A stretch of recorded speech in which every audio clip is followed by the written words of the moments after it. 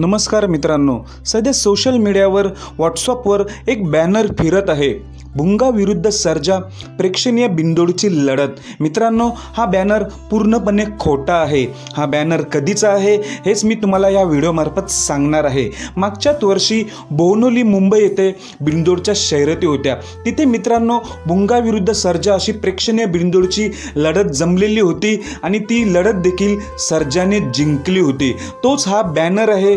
जुना बॅनर कोणीतरी एका व्हॉट्सअपवर व्हायरल केलेला आहे, त्यामुळे हा वेगाने व्हॉट्सअपवर फिरत आहे। त्यामुळे मित्रांनो हा चुकीचा बॅनर आहे, खोटा आहे। त्यामुळे कोणीही अफवांना बली पडू नका।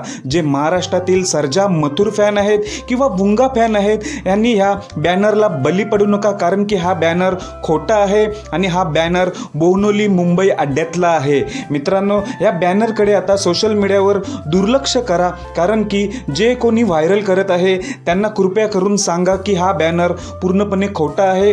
बोहनोली मुंबई अड्ड्यातला हा बॅनर आहे। धन्यवाद मित्रांनो।